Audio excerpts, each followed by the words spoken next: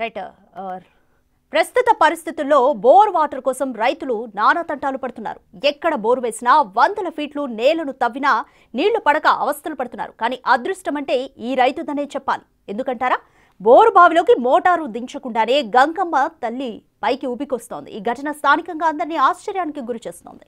దీనికి సంబంధించిన వీడియోలు సోషల్ మీడియాలో వైరల్ అవుతున్నాయి. ఇది ఎక్కడ జరిగిందంటే యాదాద్రి భువనగిరి జిల్లా నందనం గ్రామంలో పంచాయతీ అధికారులు మంచినీటి కోసం బోరు వేశారు.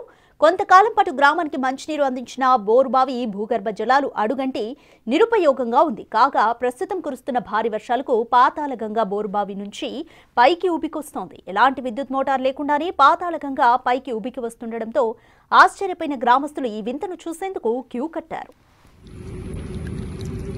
గత కొన్ని రోజులుగా బోరు బావుల్లో భూగర్భ జలాలు అడుగంటాయంటున్నారు. ఇటీవల వర్షాలు భారీగా కురవడంతో భూగర్భ జలాలు పైకి వస్తున్నాయని భూగర్భ శాస్త్రవేత్తలు చెబుతున్నారు. ఇటీవల వర్షాలకు గ్రామాల్లోని కుంటలు, చెరువులు నిండడం పట్ల రైతులు సంతోషం వ్యక్తం చేస్తున్నారు.